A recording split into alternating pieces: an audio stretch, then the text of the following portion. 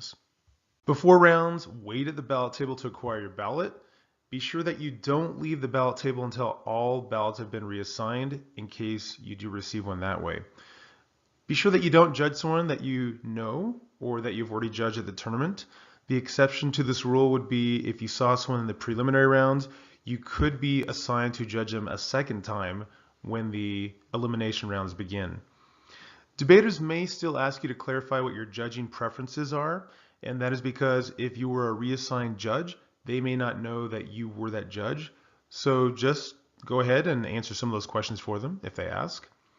If you have a round off, please do not watch any rounds. This goes back to we don't want you to see someone competing that you may have to judge in the next round. Be sure that you return to the ballot table before each round begins again, so that if you have a ballot or a reassigned ballot, you can receive that. When you receive a ballot from the ballot table, please report directly to your room assignment so that we can start the round on time. If you're judging Lincoln Douglas or public forum debate, be sure that you pull both of your ballots apart. You'll receive 2 different ballots or flights for the 2 different debates which you will watch.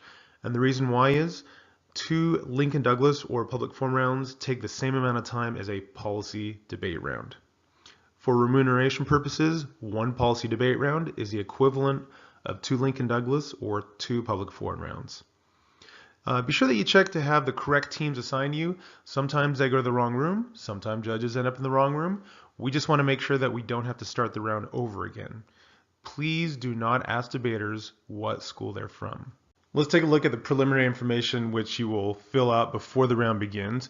Typically, there will be a sticker on top of your ballot which tells your name, or if you're the reassigned judge, it'll have your name.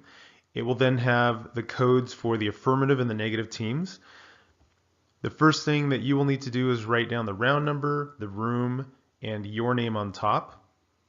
I would recommend that you ask the debaters to actually fill out their names, because not only will this make sure you have the correct debaters, but then they can put in the correct order of the speakers. You can see I've written down the codes for my affirmative and negative teams, and then I go ahead and I have the affirmative team who's sitting on my left side fill in their last names, and then I have the negative team who's on the right side of the room in front of me write in their last names. Let's talk about the audience members. Debaters competing at the tournament are not allowed to watch any rounds until they have been eliminated from the tournament. Any audience members who are watching in any of the preliminary rounds must be affiliated with one of the schools. Once elimination rounds begin, they do not have to be affiliated. Audience members may not flow or take any notes during the round of the cases. This is considered a form of scouting, which is receiving any advanced information about a case before a round begins. And this is considered grounds for disqualification from the tournament. Be sure that you sit in the back of the room where you can view all audience members. That way, if there's anyone who's trying to undermine the educational experience in any way, you do have the authority to remove that individual from the round. Let's talk about timing.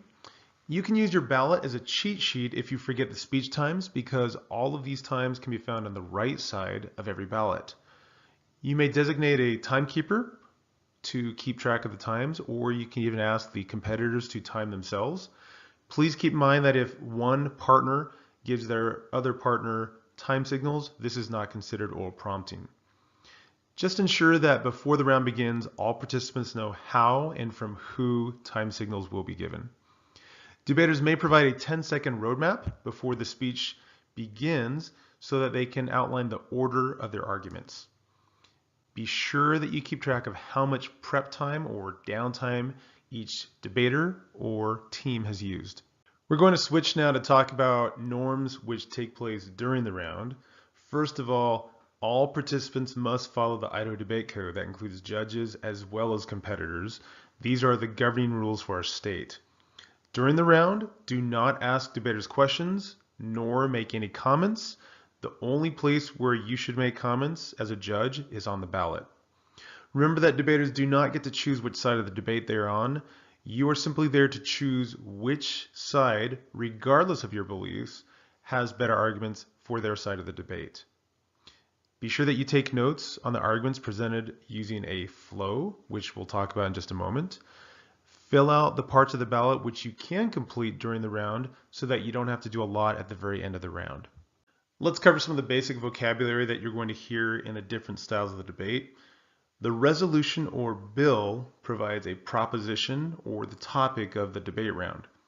Depending on the style of debate that you watch, the affirmative or pro must uphold the resolution.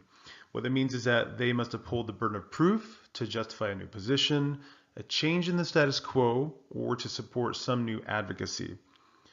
The status quo is presumed to be superior to any suggested change, meaning the way that things are right now. The negative or the con team, depending on style of debate, must revoke the resolution. They hold the burden of clash to refute or leave reason why we should doubt the affirmatives or the pros' case or position. Let's talk about some of the different speeches which take place during the round. A constructive speech permits a debater to advance new arguments in the debate round. During cross-examination, one debater will question a witness, the person who just finished speaking. Although the witness can ask for clarification of a question, they may not ask questions. During crossfire, which happens during public forum debate, both debaters act as the questioner and the witness simultaneously. A rebuttal speech, which takes place near the end of the debate round, allows debaters to submit new evidence on previous arguments. However, they cannot make new arguments during this period of time. In team debate, please note that oral prompting is discouraged, but it's not against the rules. This is a change this year in the Idaho Debate Code. Please let debaters know in your debate paradigm how oral prompting will figure into your decision. Each debater or team has downtime or prep time. A large part of every round is the use of evidence. Although debaters may use analytical arguments in the round, which are considered their own opinions, they typically are going to read evidence or cards, which provide three parts. The first part is a tagline which summarizes what that piece of evidence is going to prove. The second part is a citation which tells us where the information came from. The third part is the actual evidence itself, which must be copied word for word from the original source. It must highlight somehow the words which the debater or team plans to read in the round. If the debater or team removes sections from that card, this does provide grounds for an automatic loss in the round. To hear a more complete version of these evidence falsification rules, you'll need to watch the actual certification video for this year. On this slide, we're actually veering from norms into the actual Idaho Debate Code. The evidence rules are covered more completely in the actual certification video. This is simply to give you an overview.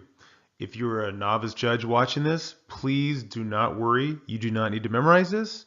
We will give you a cheat sheet to help with this, and you can always go to the tab room if you need help in order to make a decision on evidence. Debaters may paraphrase evidence based on a specific author as long as they possess a piece of evidence for it. In congressional debate, and only in that style, visual aids are permitted as long as they don't require electronic retrieval. The judge and the opposing team may inspect evidence introduced in the round. Failure to produce this could result in a loss. Breaking any of these evidence rules or falsifying in any way is grounds for a loss by the judge during the round. It's a lot easier when you're making your decision in the round if you have some notes to go back to that can remind you of the best arguments which took place during the round. Some debaters and judges choose to flow or take notes on a laptop. This is actually permitted as long as those laptops are not connected to the internet. I would recommend as a novice judge that you have one piece of paper for each debater or each team. Then make a series of columns in which you can keep notes for each of the speeches in the round. As you write the arguments for one debater in one column, you can then write the responses in the next column. You can write the responses to those responses in the next column, and so on and so forth.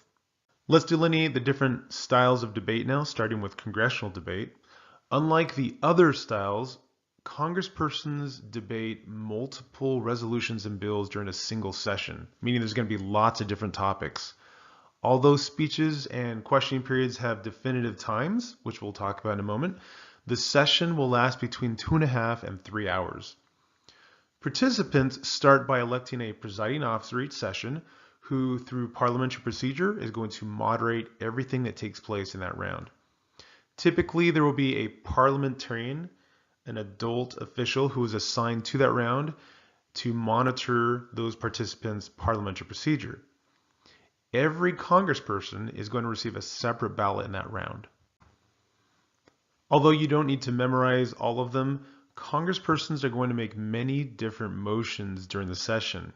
What you do need to keep track of is that for each resolution or bill, there is a 3-minute authorship speech followed by 2 minutes of questions on the floor. The presiding officer is then going to recognize alternating 3-minute affirmative and negative speeches, either for or against the bill, followed by a 1-minute period of questions. This cycle of affirmative speech, negative speech, and questions continues until the question is called or the students in the round vote on that bill. Although you may consider all of the debaters' interactions in your final ranking, 3 actions must be written and given points on the ballot. The presiding officer of the round receives between 2 and 6 points, 2 being a low, 6 being a high, for each hour of service that they complete. Authorship speeches and affirmative and negative speeches for and against each of those bills or resolutions receive between 1 and 6 points, again 1 being a low, 6 being a high. At the end of the session, each congressperson is then ranked first being the best, down to 8th being the least best. A rank of 9 is awarded to all the remaining debaters beyond those first 8 congresspersons. The great thing about congressional debate ballots is that the tab room will already have all the preliminary information filled out on top of the page. All that you need to do is begin taking notes once speeches begin. For example, you can see in this case that Jessica's first speech is an affirmative speech. I give some comments about what I like, what I want her to improve, and I ranked it as a 5. As the round continues, you can see that she gave 2 more speeches, and I made some notes on some of the questions that she made during the round. The most important thing is up in the top right corner. You can see where it says rank. I've got a circle there. Right there, I need to make sure that I rank her before I leave the chamber. In this case, I give her a rank of 4. Let's move on to the next style of debate, policy or CX debate, and talk a little bit about what the affirmative team is going to try to do. Their job is to prove a series of stock issues or arguments to justify why we should pass a new policy. Initially, they start with a significant harm, which demands our attention in the status quo. There's something wrong going on that we need to fix. Then they move on to talk about an inherent attribute. This is a made-up word which we call inherency. It's something going on in the status quo which is preventing us from fixing that problem. Then we're going to talk about a plan which is going to be used to try to override that inherency and fix the harm that we talked about. Finally, we need to provide some proof to show that that plan actually works. And this is another made-up word in debate called solvency, with the root solve. We're going to show that that plan does in fact solve those problems, and it might even have some unique advantages which we don't currently have in the status quo. Although most of the stuff we're going to cover on the negative strategy is optional, depending on the debaters, some of it does actually go into the rules of the Idaho debate code. So first of all, if a negative team believes that the affirmative team is not upholding the resolution, then they're going to run something called a topicality argument. They're going to try to show you, the judge, that even though they might have a great idea, it doesn't actually affirm the resolution. If this argument is made according to the Idaho debate code, it must be made in the first negative constructive. The negative could also offer a counter plan, meaning they're going to say, yeah, we agree that there's a problem that needs to be fixed, but we've got a better plan than the affirmative team. They again need to be careful with this. It does need to be provided in the first negative constructive, but in addition to that, it cannot affirm the resolution. If it does, then they're actually saying that the affirmative team is correct. Let's talk about a few other strategies which the negative team could run in policy debate. They could run something called a critique, which analyzes the resolution or plan, its assumptions, its language, etc. If they can show you, the judge, that one of these things is flawed, that could be reason enough to negate the plan. The negative could also prove that there's some disadvantage which will happen if we pass that plan. Additionally, the negative could disprove any of those affirmative stock issues that we talked about. They could say, hey, there's no harm, so there's no reason to pass a plan. Or they could say, yeah, there's a harm, but it's not significant enough to actually do anything about.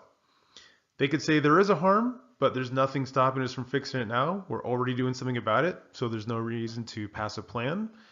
They could also say that even if there is a harm and there's something preventing us from fixing it, the plan does not have any solvency. It cannot fix the problem. I'm not going to go over every speech on these next two slides. However, I am going to place them here so that if your clinician wants to provide more details about this, they may do so. Keep in mind that all of these speeches, the order and the times, are on every ballot as a cheat sheet. Every debater in the round is going to receive one constructive speech for 8 minutes, one rebuttal speech for 3 minutes. Each debater will also, during cross-examination, spend 3 minutes acting as the questioner and then 3 minutes acting as the witness. The one speech I do want to point out here is the first negative constructive. After the affirmative has told us why we should pass a plan, if the negative wants to say that the affirmative is not topical, they must run those arguments in the 1NC. If they'd like to run a counter plan to prove that they have a better way to pass the plan to stop the harm, that also must be done in the 1NC. When we arrive at the rebuttal period of the debate, please keep in mind that no new arguments can be made as they were during the constructive speeches. Each team has 5 minutes of downtime or prep time to use however they want between speeches in order to get ready for the next speech. It's your responsibility as a judge to keep track of this somewhere so that you know how much they've used and how much time is remaining. Let's move on to talk about the ballot in a policy debate round. Your goal should be to fill out as much of the ballot before the round ends as possible so that you don't have a lot to do once the round is over.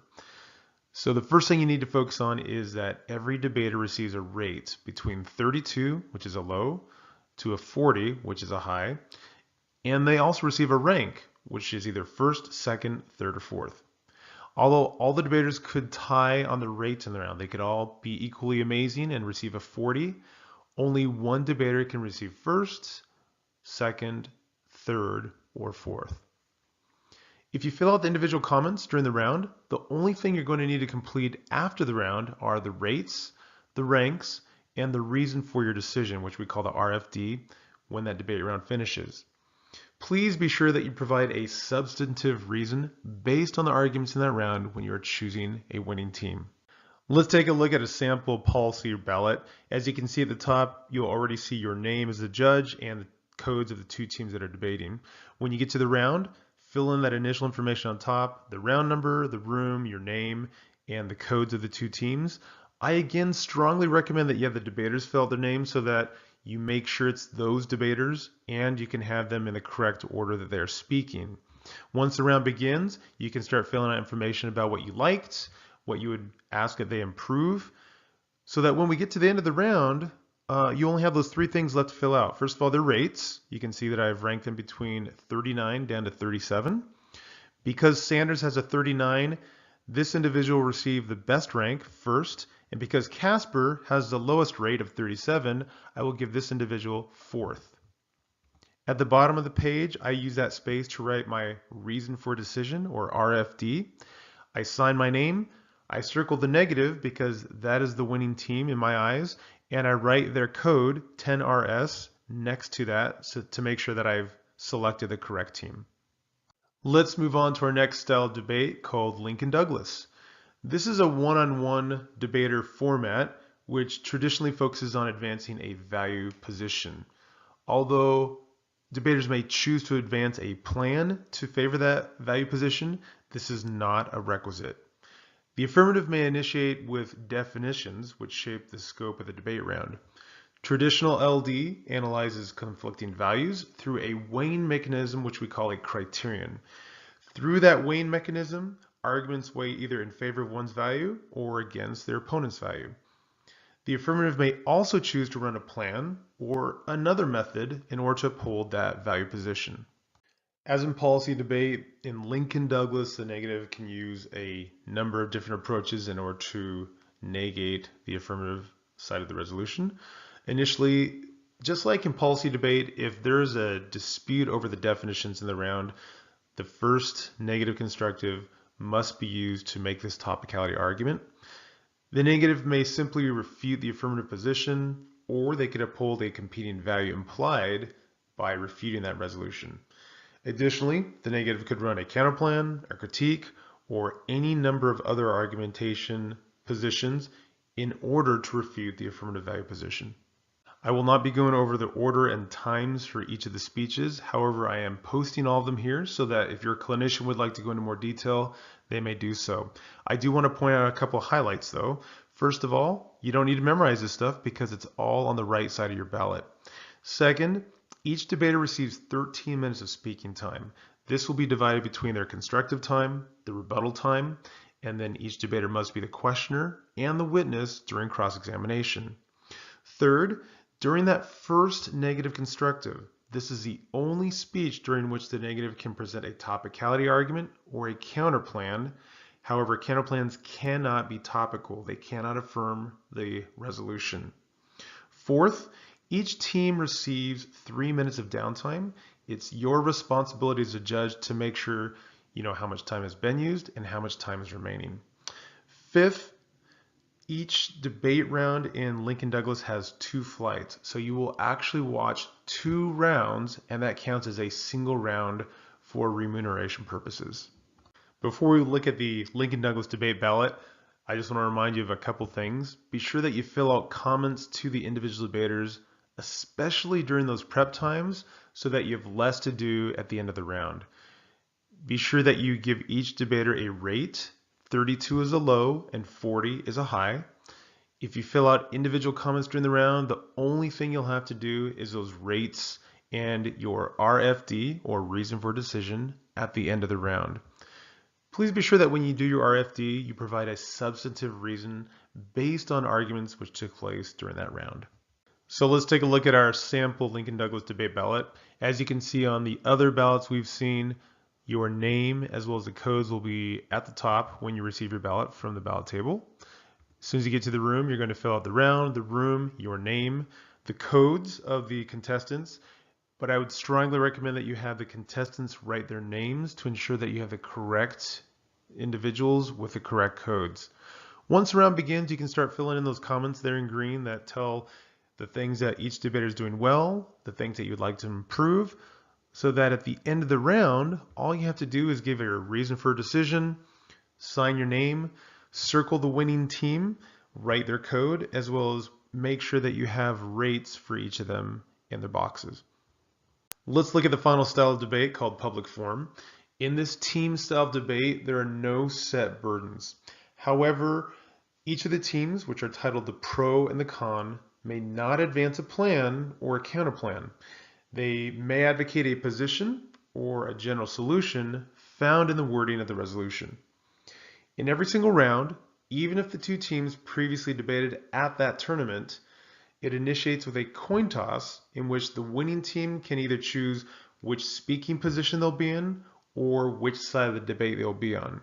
The team which loses the coin toss will then make the second decision, which the first team did not make.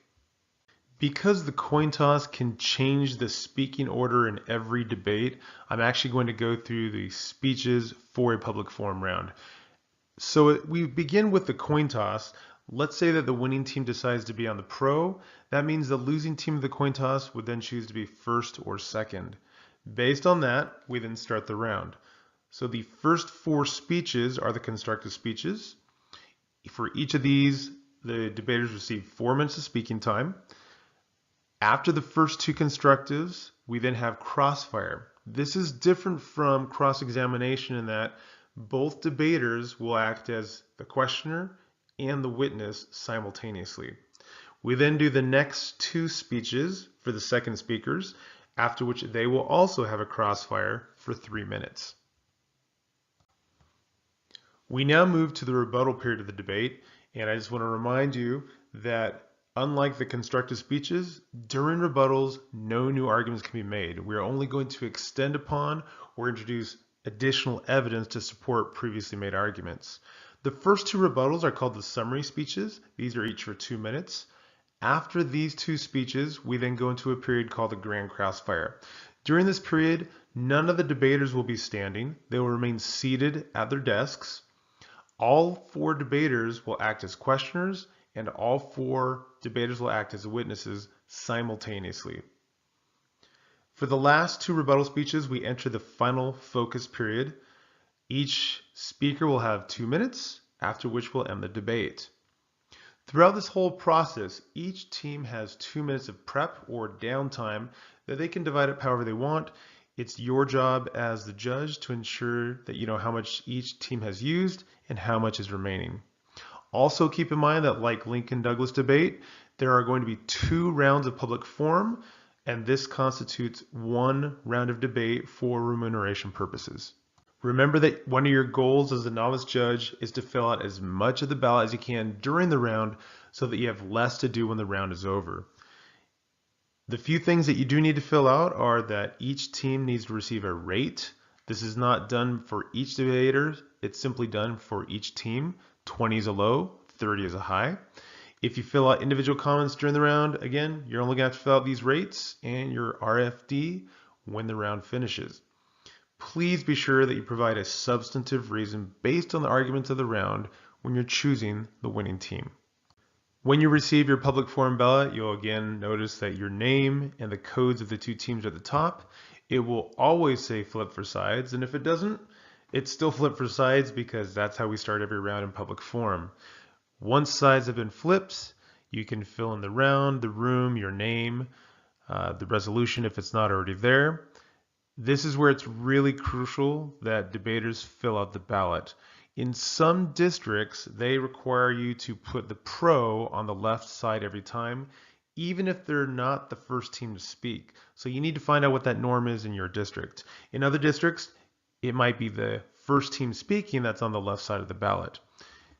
In this round, you can see that we've got the con on the left side because they're going first, and we have the pro team on the right because they're speaking last. Once the speakers have filled out those names, we're ready to begin the round. During the round, I'm going to fill out some individual comments to each of the debaters and tell them what I liked as well as some things that they can improve. That way, when the round's over, all I have to do is put in my reason for decision. I can rate each of the teams. I can write in the winning code and circle the team that won that round. And of course, the last thing I need to do then is sign the ballot. That was a lot of information to cover during the round, but we are now ready to move to that section after the round. It's customary for debaters to congratulate each other and thank the judge after the round, but that should be the extent of the interactions which take place. The idea is to get the debaters out of the round as soon as possible. Be sure you provided some specific feedback on what each of the debaters or teams did well and what they can improve. Be sure that you provide a substantive reason as to why you're choosing the winning team or debater. No one will dispute your decision, ever. So folks, please do not disclose who won, nor should you provide an oral critique in order to help the debaters. All of that information should be placed on the ballot. You do not have the power to disqualify a debater. However, you may assign a loss because of an evidence violation. Remember, folks, you're never on your own. You can always go to the tabulation room and ask the staff for help so that you aren't on your own making this decision. I hope you remember that goal of ours that we want to fill out that ballot as quickly as possible. The reason being we want you to be able to get it back to the ballot table as soon as you can. That way, if there's another ballot with your name on it, it's ready to be assigned. You can grab it and head to your next round. Folks, you're never going to be asked to submit your notes or your flow from any rounds, so you don't need to worry about that. Please be sure that you wait at the ballot table to acquire your ballot. Even if you don't hear your name being called for a ballot initially, don't leave until you know that all the ballots have been reassigned. If you have a round off, please do not watch rounds because you might be assigned to judge that same student or team in the next round. Be sure to check out the judges lounge. There's usually some really good food in there. Be sure that you return to the ballot table before the next round starts so that you're ready to acquire your next ballot. Debate enthusiasts, that concludes this video of the norms for novice debate judges. Thank you so much for taking the time to watch this. Thank you most of all for giving up the most precious thing of all, which is your time in order to support our debate community. You've taken the initial step, and now it's time to go out and get some practice. If you have additional questions, which were not clarified in this video, please be sure to ask your clinician. You can also contact me, the Idaho Debate Commissioner, at the email address on this page. Thank you so much, and I look forward to seeing you all at State Debate.